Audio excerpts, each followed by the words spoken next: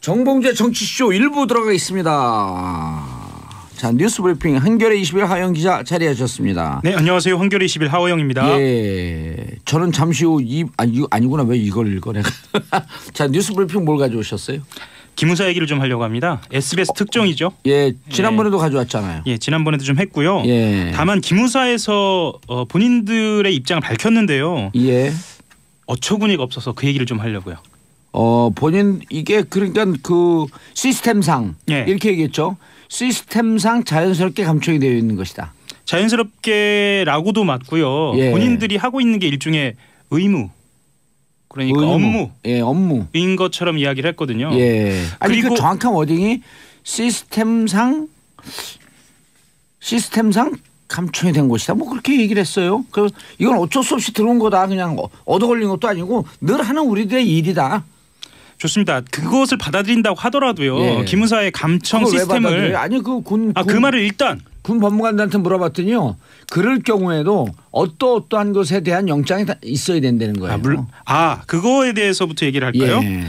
지금 기무사의 군내 감청은요. 그 법원에 영장이 있어야 하는 것이 일반 감청이고요. 예. 4개월마다 한 번씩 대통령의 포괄적 승인만 받으면 됩니다. 그래서 아주 심각한 겁니다. 그래서 제가 받아들인다는 표현은 적절치는 않아 보입니다만 그런 수준에서 받아들인다고 하더라도 예. 그 시스템에서 어떤 방식으로 감청을 하는지 제가 아는 범위에 대해서 말씀을 드리면 예. 키워드가 있거든요. 예. 키워드가 있고 본인들이 그것에 대해서 집중적으로 감청을 하게 돼요. 그러면 이 사안 같은 경우에는 본인들이 조사본부로부터 압수수색을 받을 것이라는 것에 대해서 관심을 갖고 있었다고밖에 볼 수 없는 거예요. 합리적으로 봤을 때. 키워드로 압수수색, 압수 혹은 수색, 압수수색 이렇게 같이 놓다는 거죠. 합리적으로 봤을 예. 때. 그리고 달리 표현하자면 군 내부에서 수사를 하는 것 자체가 문제라는 거죠. 군 사법개혁의 필요성을 그대로 드러내는 거예요. 만약에 민간검찰에서 수사를 했다면 이렇게 지지부진했을까. 심지어 압수수색 사실까지 흘려주면서 말하자면 국방부 TF에서 조사하는 것 자체가 문제라는 것이죠. 조사하는 것 자체가 문제라기보다 수사를 하는 것. 그러니까 이 수사 단계로 넘어가는 것 그리고 그 수준에서 조사를 하는 것. 이게 국방부 내부에서 이루어지는 것이 과연 온당한 것이냐에 대한 문제가 오는 겁니다. 다만 지금 시스템에서는 이틀 전 얘기인데 뭔 말인지 하나도 모르겠어요. 지금 청취자분들 헷갈려하기 시작했어요. 조금만 설명을 드리면 하고 있는 건가? 설명을 드리면 지금 현재 국방부 TF 안에서 기무사가 댓글을 단 것에 대해서 조사를 하고 있거든요. 조사를 하고 있고 이 안에서는 단순한 조사가 아니라 TF 안에 수사관이 들어가 있어요. TF 팀 안에 수사관이 들어가 있다. 그래서 이 수사관 이 팀이 기무사를 압수수색하려고 압수수색하려고 언제 압수수색을 들어가려고 했더니 기무사가 이게 이틀 전 얘기죠.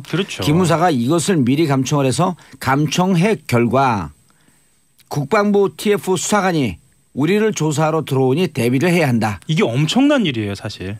반복된다로 느끼실 텐데 이게 반복되는 얘기가 아니에요. 그래 우리가 그때 그 얘기했잖아요. 우병우가 이석수 특별감찰관을 뒷조사한 것, 사찰한 것 때문에 지금 구속됐다. 그리고 이 문제가 이것은 기무사들이 이렇게 불법 감청을 통해서 자신들에 대해 수사하는 것을 미리 알아서 대비를 세웠다라고 한다면 이 기무사는 다 구속감이다. 정치쇼가 너무 좋은 게요. 어찌 보면 좀 지루해할 수도 있는데 이렇게 너무 재밌게 말씀해 주셔가지고 제가 또 얘기를 할 수 있어서 청취자분들이요. 잘 이해를 못해 이렇게 뚝 얘기하면 그리고 자기들끼리 다 얘기 다 한 줄 알고 그냥 끝내거든요. 그럼 청취자분들이 이게 뭐지 채널 돌려요. 어디로 돌린 줄 아세요? 정봉주의 정치쇼로.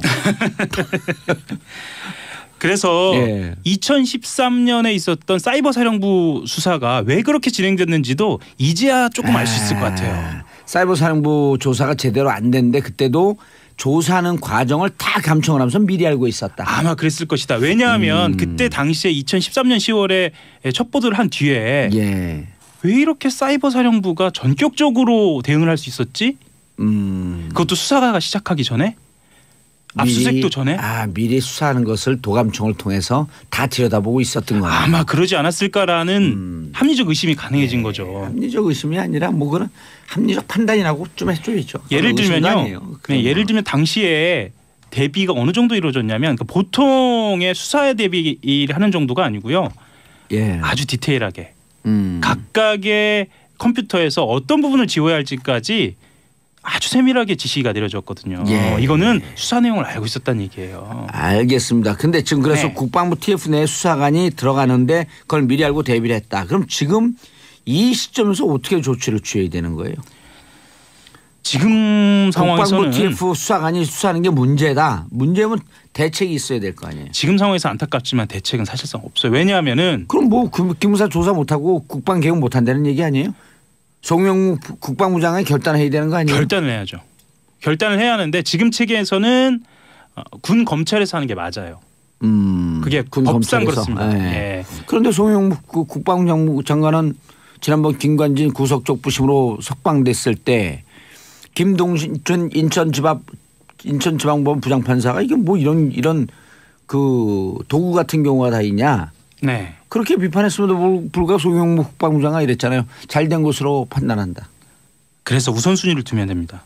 이 감청에 대해서는 아주 철저하게 군 검찰이 철저하게 조사해서 절대 이걸 하지 못하도록 일단 막아놔야 돼요. 이렇게 한 사람들 일단 다 처벌해야지. 그렇죠.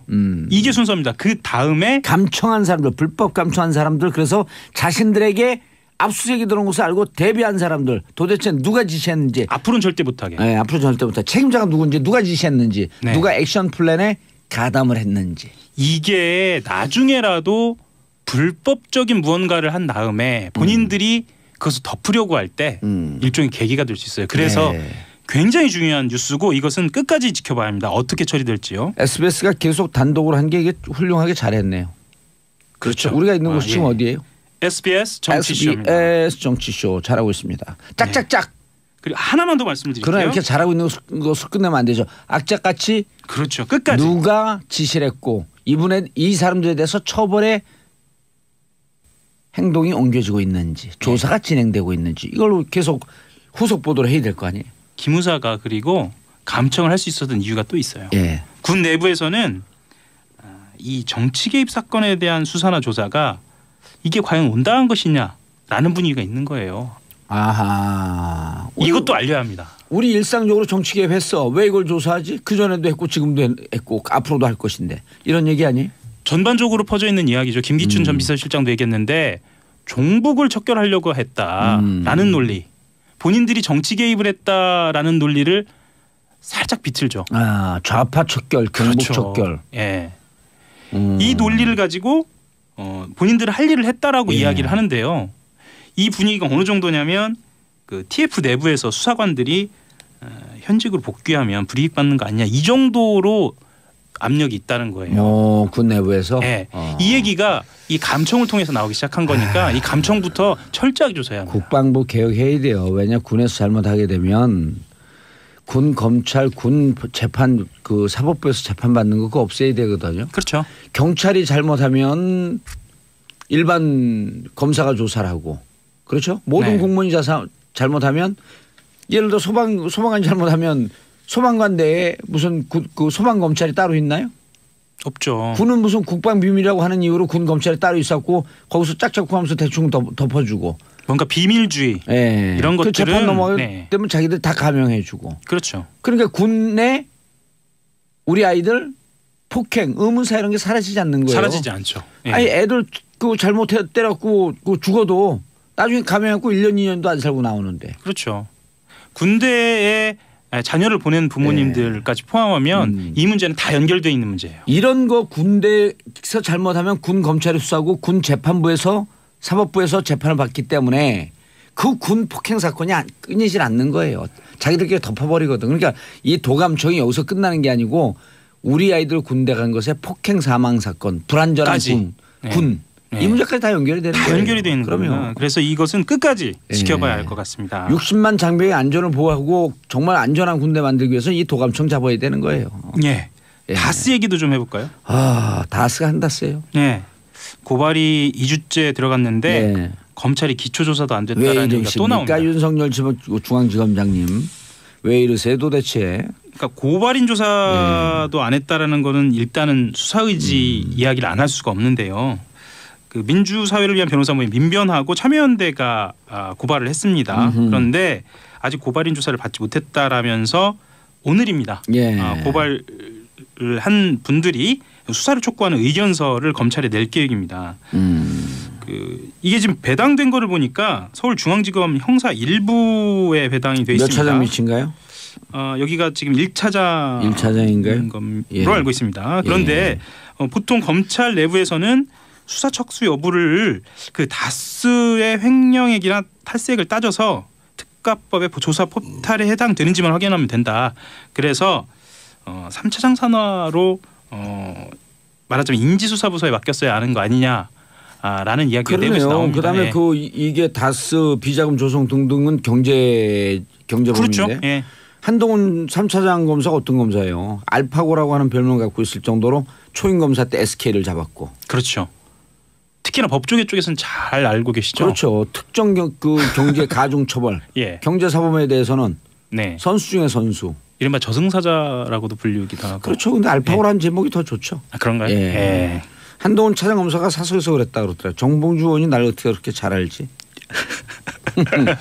뭘 하고 있는지 다 들여다보고 있으니까요. 그렇죠. 이건 3차장 검사한테 갔어야 되는 건데. 그렇죠. 그래서 내부에서는 윤석열 서울중앙지검장이 BBK 특검 당시 파견 검사였고, 예. 그렇게 의심하면 안 돼요. 그런 이야기도 나옵니다. 예. 어쨌든 근데 파이팅을 해줘야죠. BBK 특수수사팀에 있었던 15명 중에 2명만 빼놓고 13명이 다 요직에 있다. 이런 게 작용할 수 있겠죠. 윤석열 중앙지검장님 1차장에 배속되어 있으면 3차장으로 재배치하십시오. 이런 전문적인 이야기도 하게 되네요. 그게 정답입니다. 네. 한동훈 차장검사 화이팅. 파이팅. 예. 네. 검찰은 끝까지 무는 겁니다. 다음 얘기는 신생아 얘기를 좀 해봐야 할 것 같아요. 예. 예. 감염균은 슈퍼 박테리아급. 예. 예. 이런 내성균이 발견된 경우가 4에서 5%밖에 안 된다고 합니다. 그래서 전문가들 같은 경우에는 병원 감염이나 의료과실 쪽에 무게를 싣고 있는데요. 지난 시간에 말씀드렸지만 시트로박터 푸른디균으로 확정이 됐고요.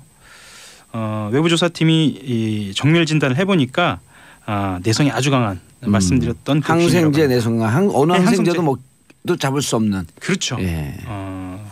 그래서 이대 목동병원을 한번 들여다보니까 의료과실이나 이 위생이 문제된 게 처음이 아니더라고요. 그렇죠. 수액에 날벌레가 있는데 처벌하지 않았고. 기억나실지 모르겠는데 엑스레이 필름이 좌우 반전된 사고도 있었어요. 그렇죠. 그래서 그게 결핵 사건이었죠. 결핵 사건은 그 다음입니다. 그랬나요? 결핵 사건은 간호사 결핵. 간호사 결핵입니다. 엑스레이 좌우 바뀐 건 뭐였었죠? 2013년에 있었던 일인데요. 코 엑스레이 필름이에요. 비염이었었나요 그게? 예. 그래서 이제 120명 정도가 한쪽 코에 문제가 있어서 갔는데 그러니까 반전된 거예요. 반전됐으니까 염증이 없는 코를 치료를 받았겠죠. 동영상 설정해 놓은 겁니까 좌우가 바뀌게.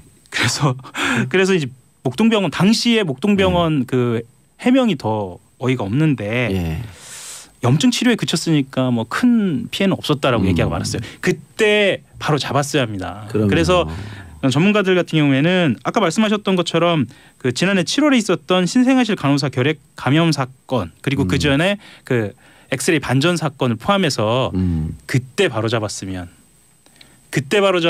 이런 대형 사건이 안 나지 않았을까라는 뭐 뒤늦은 안타까움 그렇게 얘기하고 있죠. 의료사고 안전사고가 많이 발생하는데 그래서 제가 이제 어제 그 행정부에 있는 전문가한테 이제 카톡으로 문의를 했더니 이렇게 얘기하더라고요. 매뉴얼은 있는데 매뉴얼대로 실행하지 않았다. 특히 목동병원이 심했던 것 같다. 매뉴얼 얘기하니까. 그렇죠. 안전사고는 불가피하게 일어날 수밖에 없지만 그 안전사고를 최소화하는 것이 현장 병원 의사 간호사들의 몫이다.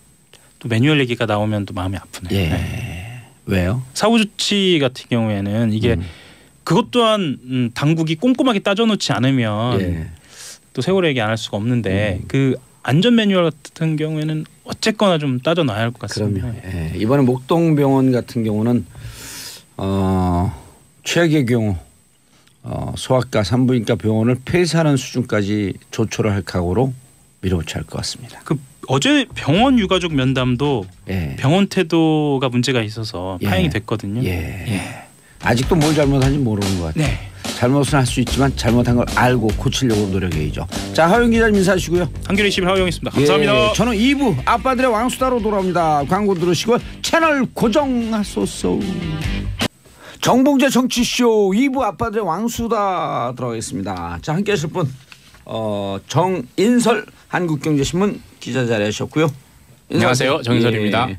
손수호 변호사님. 네, 안녕하세요. 예, 고현준 만평 작가 겸 평론가 겸 전국구 사회자. 반갑습니다. 고현준입니다. 그 뭐 머리 좀 이상해. 아니 그냥 이건 쓰는 게 맞아요. 예. 항의하는데 항의에 띠를 두는 것 같아요. 예.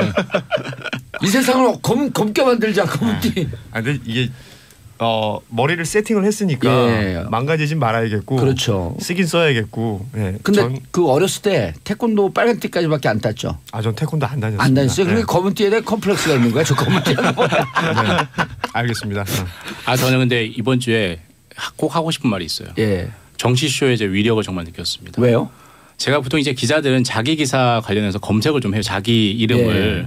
연관 검색어로 고현준 작가님 뜨더라고요. 그 뭐 위력이 아니면 어디 갖고 사람들이 사인해달라 그러지 그게 위력이지. 어찌됐든 제가 그때 고현준 작가님이 검색해서 제 이름이 같이 떠요. 검색을 해봤다는 거죠? 연관 검색어로 뜨더라고요. 그리고 또 정치쇼도 같이 뜨더라고요. 근데 그 위력이라고 하는 얘기가 당연한 건가요? 감동을 먹기에는 좀 허접하다고. 조금 약하네. 죄송합니다. 자, 919님 예산 휴게소에 정치쇼 나오네요. 차에서 듣다 잠시 휴게소에 들렸는데 봉도사님 목소리 나와서 놀랐습니다. 제가 작년에 여론조사 팟캐스트 한번 한 적이 있거든요. 그게 전국적으로 어느 지역에서 지지율이 제일 높게 나오나 한번 봤어요. 어디일 것 같아요? 예산이었나요? 충청도. 충청도요? 충청도 분들이 겉으로 얘기를 하지 않는데 밑으로 좌파 진보 이런 분들 은근히 많은 거예요. 그래요? 예, 그래서 문재인 대통령도 할 때 보면 어떤 이슈에 대해서 밀릴 때 밀리지 않고 굳건히 버텨주는 데가 충청도예요. 묘한데요, 여기가. 다음에 기회가 되면 충청도로. 아니 이제 저 지역으로는 안 나가요 이제. 지역 국회의원은 안 해요. 큰 물에서. 예. 그리고 또 제가 충남이 고향 아니에요. 그러니까요. 정신적 고향 홍성. 홍성이요? 예, 홍성에서 살았잖아요. 정신적 고향. 아니 또 저희 어머니 고향 홍상이라서. 홍성? 홍성. 홍성. 예. 홍성은 깜짝 놀랐습니다. 예. 홍성은 하네. 예, 재밌는 얘기 해줄까요? 네. 이거 얘기해도 돼요. 지금 청와대 정무석 하는 그 한병도 의원. 네네. 면회를 왔어요? 다른 의원들하고 같이. 네. 근데 유일하게 한병도 의원만 안 왔어요. 걔 왜 안 왔냐? 그랬더니 횡성에 가 있는 거예요. 잘못 가는 거요? 강원도 횡성에 가고 예. 횡성 교도소를 못 찾으니까 또 횡성 경찰서 간 거예요. 그 경찰서 그 지키는 위병 그한테 여기 교도소가 어디냐 그러니까 또 이 경찰이 저쪽에 있습니다. 있어요. 횡성 교도소가 있어요? 네, 있어요. 근데 그걸 못 찾고 그래갖고 전화 통화하는데 있을 거예요. 같이 온 다른 사람들한테 형 거기 어디야? 그러고 여기 교도소니까 나는 못 찾겠는데 어딘데? 그러니까 지금 강원도 횡성에 와 있지. 지금 그런 분이 정무수석하고 있다는 거죠. 그만큼 인간이 훌륭하다는 거예요. 그렇지. 택시 타고 저기 목동 와야 되는데 저도 목동 간 적 있어요. 저 중랑구 목동? 중랑구 목동. 그거 바로 노원구 옆이잖아요. 진짜 놀랐어요. 전 거길 처음 가본 거예요. 내리자마자. 목동인데 혼자서 아파트도 안 보이고 그 목동역이라는 데 저를 내려주셨거든요. 정말 당황했습니다. 그리고 거기서 오는데 3만 몇천 원 들었어요. 거기가 어렸을 때 화랑촌인가 뭔가 하는 데가 우리 그 일대에서 제일 부촌이어갖고 초등학교 5학년서부터 중학교 1학년 때 그 동네 갖고 부촌에서 나온 애들 죄다 두들겨팼거든요. 그러니까. 하여튼 뭐 추억을 더듬다 보면 그런 식으로 뭔가 범죄랑 연관이 횡성이 아니라 영월이었네요. 제가 착각했습니다. 그렇죠. 횡성에 교도소가 없어요. 영월. 영월을 피긴 해요. 횡성에는 교도소가 없어요. 그래서 결국 면회를 못 왔어요. 한 번도 면회를 못 왔어요. 한병도 정무수석이 그래서 유일하게 한 번 온 게 횡성으로 갔어요. 강원도. 듣고 있는 한병도 수석. 자, 이런 건 명예훼손이죠. 뭐가요? 제가 지금 한병도 수석이 잘못 찾아왔다라고 하는 것. 명예훼손이죠. 명예훼손밖에 없는 것 같은데요. 그래요? 오히려 더 친근하고 인간적인 미가 부각돼서 아마 한병도 정무수석이 좋아할 것 같습니다. 좀 기가 어둡거나 일치거나 이런 생각을 할 수 있죠. 아니 그 기사가 있었어요 따로. 기사가 있는데 기사에 잘못 아니요 기사한테 잘못 오달지. 그러니까. 네. 횡성으로 가자 그랬으니까. 한병도 수석이 명예훼손 걸면 좋아요. 그럼 제가 합의하고 돈 줄 거 아니 그걸로 둘이 술 먹으면 되지 뭐. 그렇군요. 네. 아무튼 첫 번째 이슈. 안철수의 승부수 통할까? 고현준 작가님. 네. 작가들이 난리가 났어요. 밖에서 재밌다고 계속하라고. 한병도 수석 얘기 계속하라고. 어제였습니다. 20일 날 그 안철수 국민의당 대표가 이걸 뭐라고 그래야 될까요? 회심의 일격. 그러니까 회심의 자살골. 자살골입니다. 그 뭐 해보신 분들은 알겠지만 도박하시는 분들 왜 몰빵이라고 하지 않습니까? 뭐 주식할 때도 몰빵하고. 비어 아니에요, 비어? 비어. 괜찮아 쓰세요. 우리 컨셉이에요. 비어 잘 쓰는 그래요? 네. 네. 몰빵을 한 것 같아요. 올인. 예, 올인. 근데 올인도 제대로 된 영어가 아니라서. 아니 제대로 된 영어예요. 다걸기라고 하죠. 다걸기 말로. 다걸기. 다걸기. 아무튼 안철수 대표는 뭔가 이게 국어를 이렇게 우리가 고생시켜도 될까요? 대단한 결심을 하고 어제 기자회견을 했습니다. 그 기자회견 후폭풍으로 그 이제 통합의 반대파에서 의총을 소집했는데 또 그 의총이 안 나오면서 험한 분위기들이 연출이 됐죠. 대표적으로 뭐 정동영 의원이나 뭐 유성엽 의원은 뭐 끌고 와라. 뭐 이런 얘기까지. 끌고 와서라도 참가를 시켜라. 그렇죠. 유성엽 의원이 그런 얘기를 했었는데 그랬더니 또 송기석 의원 측에서는 말 좀 가려해라 뭐 이런 얘기도 하고 뭐 그게 이제 또 요즘은 워낙에 방송에서 여과 없이 그냥 다 노출이 되니까 그런 모습들을 그 뉴스를 통해서 볼 수가 있었는데 안철수 대표 입장에서는 그 승부수를 띄운 거죠. 전당원 투표라는 승부수를 띄우면서 통합 찬반을 따져보자. 찬성이 되면 본인은 백의종군 하면서 새로운 그 인재들을 영입하는 데 노력을 할 것이고 반대가 되면 당권을 내려놓겠다. 뭐 이런 그 마지막 승부수로 보이는데요. 통합에 있어서는 그 안철수 대표의 승부수를 보면서 결국은 국민의당과 이제 바른정당 간의 통합 문제가 결국은 그 내년에 있을 6.13 지방선거를 타겟으로 하는 것일 텐데 그 어찌 보면 국민의당이 그 호남을 지지로 하고 있는 그 중역들과 안철수계 간의 밑바닥을 보여주는 그런 상황이 연출된 것이 아닌가 그렇게 보입니다. 아니 근데 항상 어디든지 이별은 아름다울 수가 없잖아요. 그냥 분당으로 가는 모습은 그냥 어쩔 수 없이 약간 좀 구질구질할 수밖에 없는데 왜 그럼에도 불구하고 안철수 대표가 이 시점에서 승부수 그러니까 자살골이라고 얘기하는 그 승부수를 띄운 거잖아요. 네. 그런데 전당 이게 예를 들어 그냥 당의 해산 합당에 관한 상의 의결 아니에요. 그렇죠. 이게 당규 13조에 보게 되면 있거든요. 이거는 그래서 그 전당대회의 기능이에요. 지금 합당하겠다는 거 아니에요. 해산하겠다는 거 아니에요. 그럼 전당대회를 해야 되는데 느닷없이 전당원 투표제로 던졌거든요. 그렇죠. 그건 이제 또 그 5조인가요? 뭐 그 꼼수를 부린 거예요. 당무 의원회가 의결에 회부한 안건은 전당원 투표제를 할 수 있다. 그러니까 당규를 비비 틀어갖고 당규에도 안 맞는 걸 던지면서 전당대회 하면 대의원대회에서 밀릴 것 같으니까. 전당원 하게 되면 이길 것 같으니까. 그러니까 심플한 의결 구조를 찾아낸 것 같아요. 제가 보기에는. 뭐 자기가 이길 수 있는. 그렇죠. 이 절차들을 다 뭐 살펴봤겠죠. 그러면서 어제도 그 지적을 했었단 말이에요. 그러니까 호남계 의원들이 이 전당대회 얘기를 했더니 당규에 따르면 가능하다. 전당원 투표가. 안철수 의원 측에서 그렇게 얘기를 한 거거든요. 그러니까 지금 말씀하신 이런 부분들을 제가 보기에는 발췌해낸 것이 아닌가. 찾아낸 거죠. 그렇다면은 이 전당원 투표라는 게 확실히 본인에게 유리하다는 생각은 하고 있는 거 아니에요? 그렇죠. 실제로 8월에 전당대회가 있을 때 비슷한 방식으로 해서 ARS와 모바일 투표를 해서 당대표가 됐잖아요. 51%. 그러니까 그래서 아마 그 상황이 계속 연출될 거다. 그리고 사실 국민의당에서 안철수 대표 말고 대항마라고 하면 좀 박지원 말씀하신 박정천, 천정배, 정동영 이렇게 꼽는데 될 수 있을 것인가 그에 대한 자신감이 있는 거죠 사실. 그럼 말씀하신 대로 40명 국민의당 의원 중에 30명 뭐 안팎이 반대를 하고 있으니 당연히 전당대회로 가면 불리하니까 법칙상 룰 게임이죠. 룰을 자기에게 유리하게 가져가려고 하는 거죠. 이게 투표나 뭐 선거라는 게 그 룰에 따라서 나오는 결과가 확 달라지니까요. 아니 근데 전당원 투표하게 되면 그 안철수 대표한테 유리한 결과 나와요. 나올 수밖에 없고. 근데 좀 분리해서 볼 게 필요한 게 이 전당원 투표라는 게 당무위원회에서 통과되면 가능을 합니다. 가능해요. 그렇죠. 당무위원회가 의결하여 회부한 안건이 되는 거니까. 그 안건에 대해서 전당원 투표를 할 수 있는데 이 전당원 투표에서 설령 그 합당 의견이 나온다고 하더라도 그게 바로 합당이 되거나 또는 현재 그 당원 단계에서 정한 합당 절차는 아니라는 거죠. 그래서 이게 안철수 대표 측의 의도대로 흘러간다 하더라도 전당원 투표에서 합당합시다라는 의견이 우세하다 해도 이게 합당을 위한 당내 여론몰이 또는 아니면 호남파에 대한 압박 정도가 되는 거지 자동적으로 합당 절차가 이어지는 건 아니기 때문에. 그러니까 그다음 그 합당 절차는 어떻게 해요? 전당대회를 또 해야 되는 거죠. 당연히 그걸 해야 됩니다. 그걸 알면서도 일단 이렇게 하는 거죠. 지르는 거지. 분위기를 몰아가는 거죠. 그렇죠. 네. 그래서 전당원 투표에서 바로 가진 않아요. 국민의당 당원 당규를 해석한 거는 이게 레전드인데요.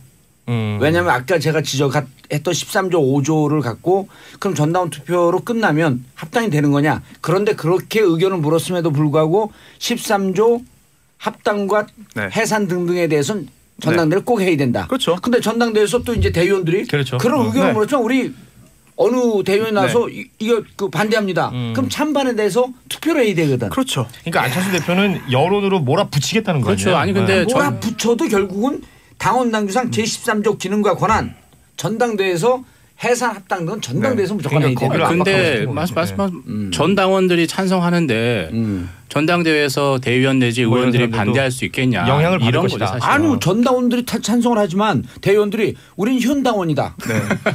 아니, 영향 안 받을 것 같아요.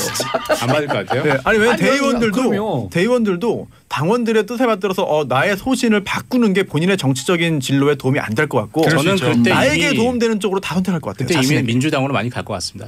아니요. 민주당은 이미 안 받을 것 같은데 안 받는다 그랬잖아요. 내가 보기엔 버린 카드예요. 물론 그런 자신감이 있었으니까 안철수 대표가 이런 승부수를 던졌을 것 같은데. 예.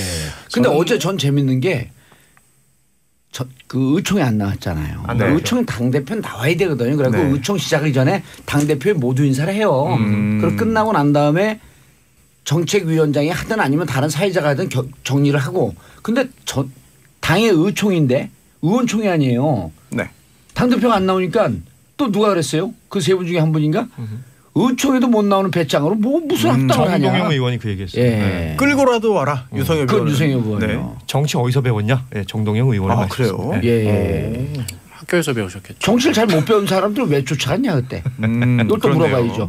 2015년 12월에 정치를 모르는 사람은 왜 쫓아갔냐. 그러니까 김동철 원내대표가 그 얘기했단 말이에요. 본인에게는 그 말을 전해왔다. 의총에 이렇게 진행되면 본인의 의견을 다 밝혔으니 의총에서 회의하시라. 뭐 이런 의견을 김동철 원내대표한테 전해왔다라고 하면서 결국 의총은 비공개로 갔잖아요. 그랬더니 또 이제 호남 중진들은 공개하자. 그럼 무슨 비공개가 있어요 정치에. 참 웃긴 것 같아요. 뭐 하자는 건지. 아니 호남 중진들이 맞죠. 근데 또 추미애 의원이 또 훅 찔렀죠. 그렇죠. 이제 다들 국민의당에서 오는 사람들은 이미 오합지졸이기 때문에 받을 이유가 없다. 오합지졸한 표현을 썼죠. 그렇죠. 추미애 대표도 센 표현했습니다 이번에. 원래 세게 얘기해요. 꼭 이럴 땐 또 세게 해. 얼굴 인식 좀 빨리 해라. 정보 좀 찾게. 스마트폰이랑 얘기하고 있어. 자 다음 이슈. 평창 구상 문 대통령의 승부수 어느 분이 가져오신 거예요? 예, 전데요. 예. 저가 누군지 얘기해도 네, 정인설입니다. 고현준 작가 연관검색어 정인설입니다. 아니 여기에 그 가끔 가다가 UFC에 고정으로 진수 의원이 나오거든요. 라디오에 특화된 분이에요. 진수입니다. 무슨 발언을 하기 전에 항상 그걸 알려주면 청취자분들 처음에는 이거 뭐 뻔한데 또 근데 계속 얘기하면 거기에 중독이 돼갖고 누구 다 얘기 안 하는 다른 사람이 비정상적이 되는 거예요. 루틴이 되니까. 정인설입니다. 어디에요? 한국경제신문 정인설. 한경에? TV로 치면 자막이네요. 그렇죠. 자막이죠. 근데 한국경제신문이 이번에 유독 문재인 대통령의 방중에 대해서 고춧가루 아주 그냥 홀대로 청양고춧가루 제대로 뿌리고 다녔어요. 왜 그랬어요 도대체? 저희만 뿌린 건 아닐 거고 아마 많이 같이 뿌렸을 겁니다. 뿌린 데들 다 지금 우리가 추적 중이거든요. 그렇습니다. 사과 한번 하시고. 아니, 여기 사장도 하는데 왜 사과를 해요? 사장급. 정 씨한테 너무 그러지 마세요. 손 씨. 야, 정봉주 전국구 송년회 갔더니 정씨 되게 많았죠. 제가 정씨이기 때문에 여기 있는 거죠 사실. PD님, 작가님 다 진행자 다 정씨. 그렇죠. 그리고 여기 본부장인 정태익이 정씨예요. SBS 이 정치쇼 주변에 정씨들 우리 그때 봤잖아요. 몇 명이었습니까 그때? 센터장, 아니 25명 중에 13명이에요. 담당 PD 그리고 패널들도 정시가 되게 많거든요. 정시 아니면 정두원, 정태근, 정시 아니면 안 써요. 정시쇼예요. 정치쇼. 그리고 정시쇼. 정시쇼. 정시쇼. 그리고 전혁 씨도 원래는 정혁 썼어요. 야 남의 집 족보까지 받고 가면서 이거. 정혁인데 잘못 썼고 전혁이 된 거예요. 예, 정인설입니다. 예, 가시죠 얼른. 예, 문재인 대통령이 이제 평창 올림픽과 그리고 한미 연합 훈련 관련해서 이제 그동안 계속 얘기해왔던 이게 쌍중단 얘기가 있었잖아요. 중국이 얘기했던 거고 러시아에서 동조했던 건데 그와 유사한 형태로 얘기를 했죠. 북한이 도발을 중단하면 2월 9일이죠. 2월 9일에 평창 올림픽이 개막하는데 이제 우리 가장 큰 훈련 키 리졸브 옛날 팀 스피릿 훈련으로 불렸던 키 리졸브 독수리 훈련. 예, 그게 2월 말 4월까지 이어지는데 이게 같이 열리면 분위기가 좀 약간 긴장 분위기가 조성되고 매 훈련 때마다 북한이 도발하잖아요. 그렇죠. 그러니까 올림픽 평화 분위기에 찬물을 끼얹으니까 그걸 연기를 하자라고 미국 측에 제의를 한 거 미국 측에서 한미 동맹에 의거해서 한미 군사 당국의 의견에 철저히 따르겠다 이렇게 얘기를 했어요. MBC 인터뷰에서 얘기한 거잖아요. 맞습니다. 네. 그게 NBC. 네. 동계올림픽 평창올림픽 공식 중계사죠. MBC에서 기차 타고 가면서 인터뷰했던데요. 그렇죠. 이른바 대통령 전용 열차 경강선을 타고 가면서 얘기를 했는데 이제 중요한 건 이제 북한이 받느냐 이게 중요한 거죠. 미국은 뭐 거의 오케이입니다. 근데 미국이 그동안 안 하려고 했던 이유는 미국은 1년 내내 훈련이거든요. 한국하고만 연합 훈련을 하는 게 아니라 뭐 호주, 캐나다, 영국, 일본 돌아가면서 하는데 그렇죠. 그 일정이 연기가 되면 거니까. 다른 것도 다 꼬인다. 아니 근데 캐나다 방문하고 있는 틸러슨이 아는 바 없다 그랬단 말이에요. 또. 틸러슨은 이제 두 가지 얘기가 있죠. 국무장관이니까 이거는 국무장관 소관이 아니다. 국방장관. 매티스 국방장관에게 물어봐야 된다라는 거고 또 하나는 끝물이다. 틸러슨 장관이 교체설, 사퇴설이 계속 야구하고 있죠. 틸러슨 장관이 이게 공개됐는지 어쩐지 모르겠는데 틸러슨을 지금 파이어 시키지 못하는 게 트럼프의 전공 아니에요. You fire 전공인데 근데 여기서 생략된 표현도 있죠. You are fired인데 발음이 안 되는 거예요. You fire. You are fired거든요. 근데 어쨌든 매티스가 뭐라 그랬냐면 틸러슨이 그만두면 같이 그만두게 될 것이다. 매티스 때문에 지금 못 자르는 거예요. 그리고 실질적으로 투트랙 전술에 적합하거든요. 둘이 잘 어울리긴 해요. 아니 트럼프가 막 질러대면 또 틸러슨이 다른 얘기하고 틸러슨이 질러대면 또 다른 얘기하고 이게 미국의 그 투트랙 전략에는 좋은 거예요. 그래서 어쨌든 틸러슨은 모른다고 했는데 이건 군사적인 문제이기 때문에 난 잘 모르겠다. 이런 그 뉘앙스였다는 거죠. 청와대에서도 그렇게 얘기를 했죠. 그 부분에 대해서는 이건 국무장관 소관이 아니고 국방장관이 보고 라인이다. 이렇게 얘기를 했죠. 그렇죠. 사실 그걸 결정하고 한미 연합사에서 결정을 하는 거죠. 예. 그런데 이제 이게 사실은 그 보통 이제 티 리저브 훈련이 2월 말 3월 혹은 3월 말 4월 초 이렇게 있기 때문에 어찌 보면 올림픽과 관계가 없는데 올림픽 끝나자마자 패럴림픽도 되잖아요. 패럴림픽이 3월 9일부터인데요. 그러니까 그게 기간을 겹치죠. 네. 근데 패럴림픽에는 또 북한 선수단은 파견하기로 했다는 거 아니에요? 아 그래요? 잘 모르겠어요. 그러니까 뭐가 정해진 바는 없다는 거예요. 그러니까 북한의 어떤 그 반응이나 응답이 현재 없는 거죠. 이 부분에 대해서는. 그래서 그 문재인 대통령은 일단은 얘기를 한 거고 제안을 한 거고 미국과 이렇게 진행이 되고 있다라는 것까지는 인터뷰에서 밝힌 건데 이제 뭐 말하자면 북한에서 어떻게 나올 것인가 이 부분이 가장 뭐 좀 우리가 주목을 해야 될 부분이죠. 일단 그 제안을 해놨고 북한이 여기에 대해서 응대를 할지 그거는 이제 두고 봐야 될 일이죠. 근데 저는 묘한 뉘앙스를 느꼈던 게 이번에 제안한 게 아니라 오래전부터 물밑 작업을 해온 것 같은 느낌을 받았거든요. 사실상 연기는 하기로 했었어요. 근데 이걸 공표를 하는 시점을 두고 계속 그 저울질을 해오다가 이제 대통령이 먼저 얘기를 한 건데 가장 중요한 건 이제 북한이죠. 사실 뭐 슈는 북한에 갔는데 이게 공교롭게 이제 북한이 이제 그 ICBM 완성 시점 물론 김정은이 우리는 핵무력을 완성했다라고 얘기를 하지만 가장 중요한 대기권 재진입이잖아요. 그 부분에 대해서 미국은 3개월 정도 있으면 완성이 될 거다라고 얘기를 했거든요. 그 시점이 대략 이 3월하고 연초라고 봤던 거예요. 그러니까 이게 뭐 쌍중단 얘기를 하지만 결국 문재인 대통령이 이렇게 얘기한 거는 뭐 훈련 안 하고 저쪽에 올림픽 참가하고 뭐 이런 분위기가 뭐 이렇게 쭉 이어가면 대화 국면을 만들겠다라는 그렇죠. 의지인 거잖아요. 그리고 이제 그 우리 외교 군사 외교 안보 전문가들은 그 중국이 제안했던 쌍중단의 정신과 연계시키지 마라. 이건 평화 올림픽을 위해서 군사 훈련을 일시 우리가 연기하는 것이니 네. 쌍중단이라고 하게 되면 자꾸만 이제 그럼 또 남남 갈등이 생기잖아요. 맞아요. 중국의 제안을 뭐 받아들이는 거냐? 그럼 또 한국경제신문이 얼마나 신당했어요? 막수 될 거 아니야 이걸 또. 공부해 주셔서 감사합니다. 실제로 지금 네. 최문순 강원지사 등이 중국 가가지고 북한 그런 체육계 인사들하고 만났어요.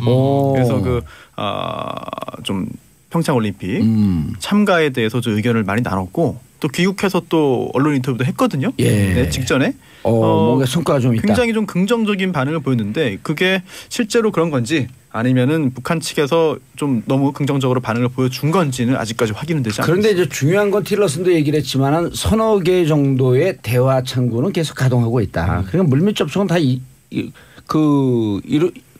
이루어지고 있는 거고 지난번에 원비어 그것도 그 유럽에서 만나는 비공개 접촉 라인을 통해 갖고 그렇죠. 확인을 한 거 아니에요? 그래서 이것이 그냥 전혀 근거 없이 나온 게 아니고 무언가 물밑 접촉을 통해서 어느 정도 성과가 있었기 때문에 얘기한 것이다. 이렇게 보는 거죠. 그런데 대화까지 갈 거냐는 사실 잘 모르겠는데. 잘 모르는 건 우리가 3부에서 하면 안 될까요? 잘 모르는 거 지금 계속할 수는 없죠. 3부에서 자, 광고 듣고 3부 돌아오겠습니다. 채널 고정하소서. 정봉재 정치쇼 3부 순서 들어왔습니다. 자, 여러분들께서는 정인설 한국경제신문 기자, 손소 변호사, 고현준 만평 작가, 전국구 송년회 사회자와 함께하고 계십니다. 네. 아까 잘 모르는 게 뭘 잘 모르겠다 그랬죠? 이제 북한이 대화에까지 나설 것인가. 북한이 계속해서 이제 얘기하는 게 전제 조건이 이제 핵 국가임을, 핵 보유국임을 인정하라는 거잖아요.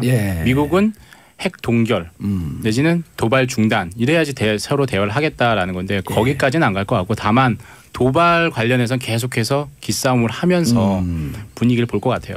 이번에 근데 우리 문재인 대통령이 제안한 게 그러한 핵 문제 남북한 대화 협정 무슨 이런 걸 하자는 게 아니고 평창 동계올림픽을 앞두고 모든 절차를 중지하잖아요. 그렇죠. 잠시. 연기하자. 그래서 제가 보기에는 북한이 문재인 대통령의 제안을 받을 것 같고요. 그리고 북한은 동계올림픽에 참가합니다 이번에. 막판에 들어올 거라고 문 대통령이 얘기를 했죠. 아니 막판 아니고 뭐 중판에 들어와도 되고 중판에 들어와도 되고 100% 참여합니다. 그러면 이제 북한 입장에서도 할 거다 했거든요. 저는 군사분 개선을 육로로 북한 선수단이 뭐 버스나 이런 걸 이용해가지고 넘어오는 그 장면이 막 머릿속에 이상하게 그려져요. 그러면 그리고 이제 그걸 또 설정으로 재밌게 그 군사분계선 거기서 그 낮은 포복으로 오는 거야 선수들이. 그래요? 그럼 우리들 딱 체포해갖고 평창으로 데리고 가는 거예요. 낮은 포복으로. 오늘도 북한 병사 한 명이 기순했죠. 소포가 있었어요. 알겠습니다. 자, 샵 1035 짧은 문자 50원 긴 문자 100원. 요즘은 우리 그 작가 선생님들이 이 문자에 대해서 별로 이렇게 달가워하지 않는 게 아니라 갈증을 안 내는 것 같아요. 문자가 많이 들어오니까. 있을 때 잘해. 문자 있을 때. 자, 4504님 봉도사님 반갑습니다. 하루라도 방송 안 들으면 밥 안 먹은 것 같은 기분이에요. 크크크 인천에서 유광미 드림. 감사합니다. 김미정님, 고현준님 배우 정우 닮았어요. 잘생기셨어요. 자, 나이로 따지면요. 배우 정우가 고현준을 닮은 겁니다. 여기가 먼저 태어났어요. 제가 몇 년 더 먼저 태어났는데. 정우 씨가 지금 20대 초반이고 우리 고현준 씨가 지금 20대 후반이거든요. 너무 좋다 이런 거. 아니었어요? 20대 중반이었어요? 좋다고요. 중반이었어요? 죄송합니다. 좋아요. 중반인 줄 알았더니 후반이네. 우리 봉도사님 지금 흥분하셔서 침을 막 흘리시면서 말씀하시는데. 침 원래 흘려요. 갈 때가 됐어요. 그리고 저는 침이 흐르는 스타일이 침이 이게 미자가 그 입자가 얇아지면 날아가잖아요. 미자는 누구예요? 입자가 아는 분이 있어요. 미자가 또 입자 동생이 미자예요. 그래서 이게 침이 근데 두껍게 떨어져요. 그러니까 뚝뚝 흐르는 거예요. 바로 아래로. 바로 아래. 남에게 피해를 안 끼치고. 이른바 이제 폭포형 파편이라고. 마이크를 이걸 씌워놓은 스펀지 같은 게 축축해 보이네요. 아니 이건 그렇죠. 누가 이제 그 다음에 여기서 방송하는 사람 질식이에요. 제 입냄새 때문에. 더러워 죽겠어. 자, 다음 이슈. 특검에 짜증낸 최순실. 자, 정봉주 짜증낸 그 정한성. 그랑 똑같은 거죠. 정한성 PD죠. 예. 최순실 씨가 재판에 나왔습니다. 이재용 부회장 항소심 재판인데 여기에 증인으로 나왔어요. 예. 1심에는 증언을 거부했습니다. 항의 차원에서. 근데 이번에는 과연 증언을 할까 생각했는데 실제로 굉장히 적극적으로 증언을 했습니다. 그런데 야단치면서. 네, 내용이 좀 이게 특검한테 짜증을 내고 신경질을 냈는데요. 보기 좋지 않았어요. 재판장이 경고를 했습니다. 그런데도 불구하고 특검에게 도대체 뭘 묻는 거냐, 똑바로 질문을 해라 등등 좀 그런 내용들. 승마 전문가를 데리고 오든지. 그렇죠. 그런 내용의 이야기를 했는데. 거기를 가보시든지. 네, 그렇습니다. 이게 특검이 구체적으로 또 이런 질문을 했죠. 아니 딸에게 정유라 씨에게 말을 내 말처럼, 그러니까 자기 것처럼 타면 된다고 말한 게 사실이냐라고 했더니 최순실 씨가 그럼 내 말처럼 타라고 하지 남의 말처럼 타라고 하냐 그렇게 반박을 하고요. 말이 맞아요. 네, 또 특검이 차분하게 질문을 잘 듣고 이렇게 대답해라라고 하니까 갑자기 대뜸 그러니까 왜 새벽에 남의 딸을 데리고 갔냐? 라고 하면서 새벽에 그 정유라 씨가 갔던 게 자발적으로 간 게 아니라 납치됐던 거다라고 하는 뜻의 얘기를 하면서 딸이랑 나랑 지금 싸움 붙이는 거냐. 나는 지금도 걔가 정유라 씨가 딸이 왜 그렇게 얘기했는지 모르겠다라고 말을 했어요. 그리고 화를 내면서 반박을 한 거죠. 세게. 그러면서 특검에서 이렇게도 말했습니다. 말 구입했던 거 관련해서 계속해서 질문을 한 거죠. 그러자 독일을 한번 갔다 오든가 아니면 말을 연구한 검사님이 나오시든가 하지 답답하다. 라고 말을 하면서요. 특검이 답변이 잘 이해가 안 간다라고 말을 하니까 저도 이해가 안 갑니다 라고 해서 방청석에서 심지어 웃음이 터졌다고 합니다. 이건 법정의 품위라는 게 있잖아요. 예. 네, 그 부분에 있어서 아주 심각한 훼손 같아요. 그렇습니다. 재판을 사실 웬만한 변호사보다 집중적으로 굉장히 많은 수의 재판을 하다 보니까 익숙해져서 그런 건지 원래 성격이 그런 건지는 모르겠습니다만 그런 태도를 보였고요. 최순실 씨가 착각하는 거 아닙니까 혹시? 어떤 걸 착각하죠? 법정 팟캐스트라고 있는 거로? 뭐 그런 느낌이에요. 어디 예전에 동네 슈퍼에서 어머님들끼리 모여가지고 막 수다 떨 때 슈퍼 어머니 팟캐스트 뭐 이런 거 괜찮다고. 아니 사실 포기한 거 아닌가요? 사실 이렇게 절대. 근데요 최순실 씨 보면요. 그리고 전략적 마인드도 있고요. 일단 맨갑이에요. 멘탈이 그렇죠. 가벼워요. 25년 구형받잖아요. 네. 쓰러졌고 일어나지도 못하고 조폭들도 못 나와요. 일단 그 포기를 절대 안 한 것 같습니다. 왜냐하면 증언하면서도 핵심 부분에 있어서는 다 지금 부정을 하거나 모른다고 넘어가던데 일단 인정한 것도 있어요. 그래서 박근혜 전 대통령과 2달 동안 259번이나 통화했냐 맞냐라고 했더니 대포폰으로 인정했습니다. 인정하면서 40년씩인데 그 정도 못하냐? 그렇습니다. 그러면 통화 내용이 뭐냐 물었더니 통화 내용을 묻는 건 실례다. 라는 답을 했습니다. 증인이. 예를 하나 들어달라는 거 아니에요? 나에게 실례다 묻는 거 묻지 말아라 라는 말을 했죠. 네, 실제로. 그리고 또 청와대 출입한 적 있냐. 수사해야죠. 청와대 출입한 적 있냐 했더니 있다. 하지만 그렇게 자주 간 건 아니다. 라는 말을 했고요. 또 의미 있는 부분도 하나 있습니다. 2015년에 독일에서 호텔을 삽니다. 최순실 씨가 호텔을 이제 매입하는데요. 그때 그 돈이 삼성이 코어스포츠로 보낸 돈이 맞냐라고 했더니 맞다. 라고 인정을 하면서도 나중에 관련된 비용을 정산 쪽 돌려줄 생각이었다라는 말까지 붙였는데요.